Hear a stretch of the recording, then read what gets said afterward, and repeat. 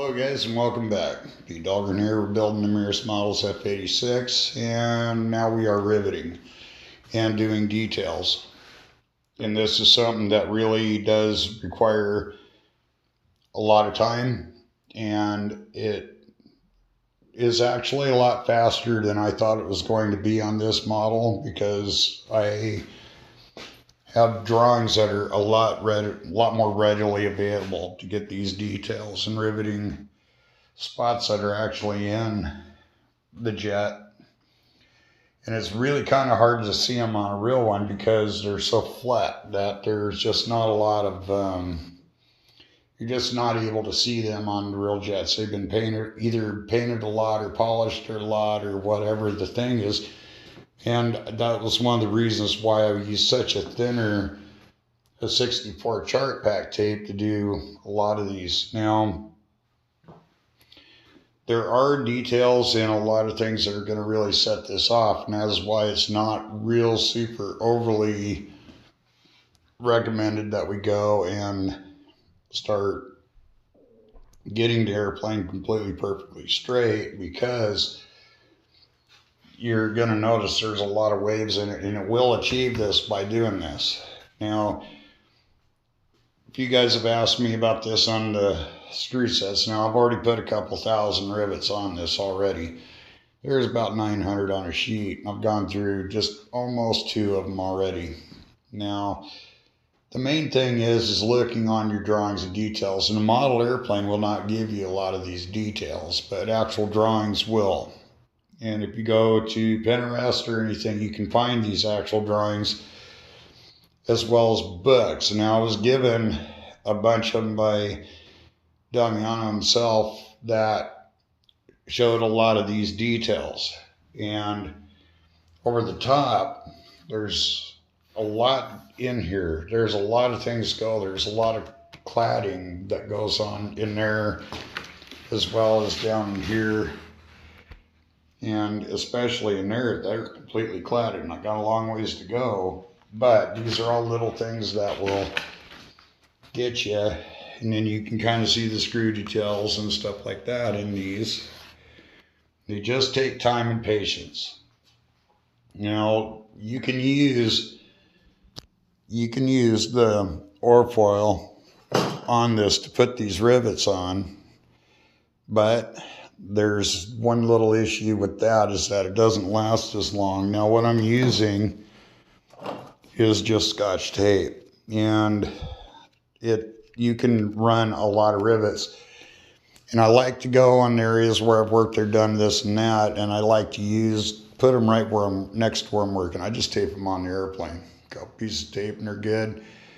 And you can pull off quite a bit, and you're not going to lose so many of them.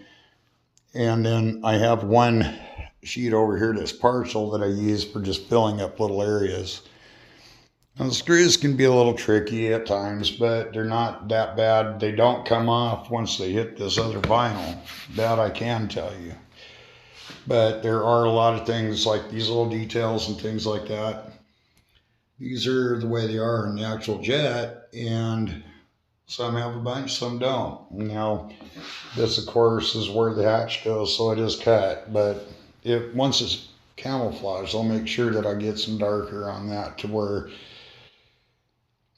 it will kind of hide a lot of these, but it'll look fantastic. By the time it's done and weathered, it'll look like it's got it. This is looking like an extra panel line, which is what I wanted it to do. Right where it goes right where the hatch goes. So basically this will be fine. Now I'm just going to leave it just kind of the way it is. I'm not going to get too overly crazy, and then I got little marks in it and stuff like that. And that's okay, because we're going to weather this airplane, and I'm going to make sure that it does look like it's been outside for a while, and I don't want it to be shiny. It's going to be a camouflage war machine, so it's the way we're going to do it. Now, there are a lot of details that go in around a lot of these little panels that really sets them off. And basically all I'm doing here is you can do these by doing these 2 at a time. You'll get the circles around that and this and that, and these little marks will come off with alcohol. It's not a problem.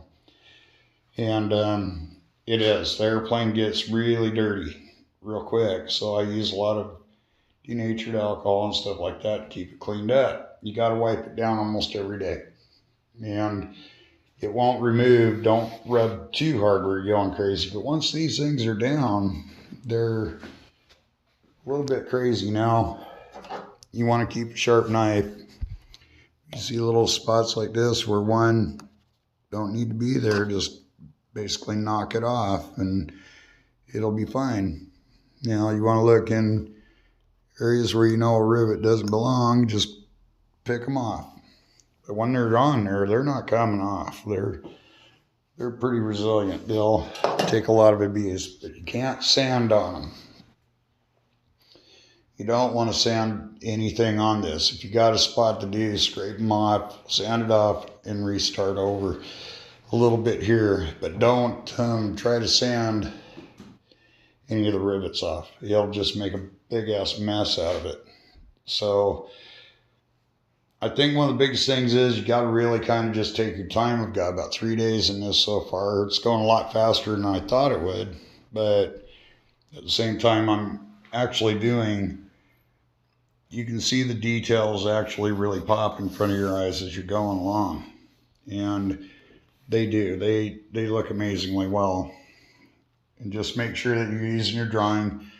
Don't be afraid to run some marks on there and use them for references. If you see some little side lines that need to have a little bit of a line put in there, just double check your work.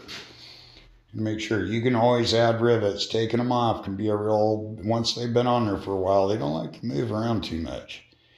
And there are little spots that get extra rivets and other spots that are just flarings that they put on and cladding that they put around other things. And it's just, it becomes really fun to actually watch this thing really kind of turn out before your eyes. When you get in there, you'll see little details like in here and there. That's all pretty much just working as I go. And if I got a couple extra rivets, I'll come out and touch a couple other little pieces up here and there. And, you know, it's just little things. So there wouldn't be any in the centers in here. So don't just put a billion in there just to do it. Just make sure you're representing some other little things. And then if you notice little ones that shouldn't be there, just simply come in and tip them off. They stick very well. So it's just make sure you got some sharp blades. And it doesn't matter what you use as long as you're comfortable with what you're using, is what I tell everybody. And then there's, you want to check all your panels before you start putting them on. And basically what I'm doing is I'm working from the nose over and just checking these things out and just putting them in as they go. And for the most part, everything that's got a panel, all of them have a couple lines across them. So I still got one to put in across here, and I got a bunch of little things to go, but just do it as you go. And you'll see it. You'll see how this thing will actually, it'll come to life before your eyes. And it's just one of these deals where you just got to kind of really enjoy it. And it takes, this is actually going a lot faster than my Spitfire did. It took me almost 6 months to detail it. But then again, it probably will take me 6 months to do it because I got the cockpit to build, I got that to do, I got lights to run, I got electronics, I got all kinds of stuff going on in this airplane. So I'm doing this is the one part that I wanted done first so that I get the turbine in it, tanks, start getting vents done. And it's also another reason why I'm doing this is because I want the vents underneath that come out for the fuel vent, I want that put in so that I can incorporate it into part of the deal. It's like the hood, the hatch release will be attached. It'll come out. It'll actually come out down here. And I wanted to make sure that I was putting it in the center of a panel to kind of disguise it.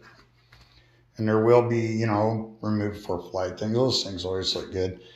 But you know, you can start doing perimeters and doing whatever. It'll help speed things up a little bit.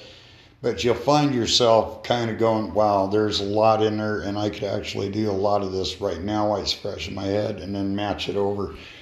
This stuff really does not take all that much time to figure out. So once you get these in, you start seeing the screws. I'll put them in on this side. I'll come in, do a little bit of filling here and there.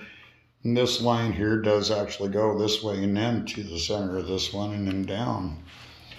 These are not the way they were intended to be on this one. So I'll come back over there and do the double line in that one. And I'll put these little V's in there.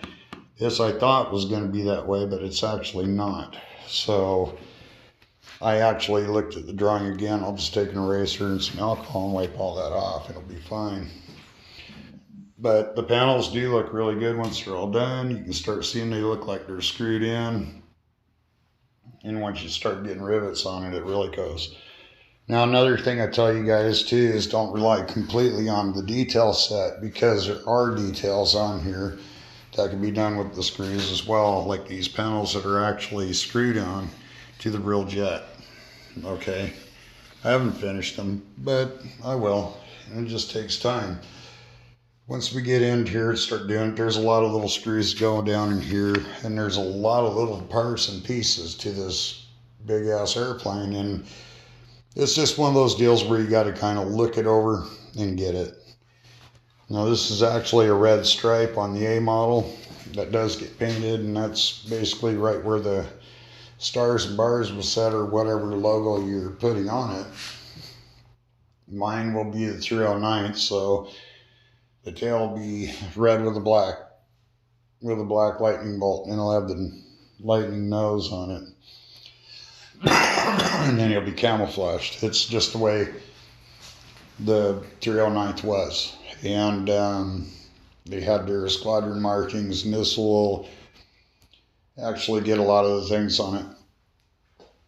Now, some guys were asking about the maskings, and basically what I'm going to tell everybody right now is that if you use a 48 scale, just take and measure the decals that are on it from the length and the width, you know, the height and whatever, and just times that by 12, and that'll give you whatever your U.S. Air Force, your FU 382 or whatever it is on the back you're going to have, and then you'll have all your other decals and markings. Now, this airplane will be primarily a little, there'll be two colors of green on it, and then of course the gray bottom, which it'll look, I think it'll look pretty good. So I'm getting excited, and I will make sure that everything is done and actually put together and fit before it's painted, but I will not again paint it with the turbine in it, and I will have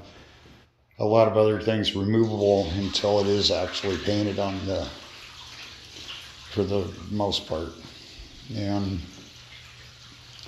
so anyway, guys, that's where we're at. Again, just doing riveting details and the little things that go in and making things pretty. But anyway, I had a couple questions I wanted to answer a couple people, and I do see that Mears is doing a build service now, and he is a fantastic builder. His aircraft are incredible, and not only is he the manufacturer of the kits, he's a very, very, very talented, he's just a craftsman. He's very good at his art. And the next jet, I think it would be, if you wanted something that you got, I'm sure he seems to be an extremely fast builder. So yeah, if you guys really wanted something like that, and the new sport jet, Damiano's got over 100 flights on the new one, and it's fantastic. So yeah, I think it'd be worth it for any buddy that wanted to get into jets, yes, I think it's more than worth it. So, also the next jet I will build, I'm holding out on I'm waiting to see what's going to go on with a few of the new jets. There's a couple new ones coming out. An F-84 is going to be coming out very soon, and so will the P-80, which is beautiful. That's the one I'm kind of holding out for. There's so many good ones that he's coming up with that they're all going to be just amazing airplanes. I like the older airplanes. So, yep, we're well on our way. And again, thank you all so much for watching, and we'll see you in the funny papers.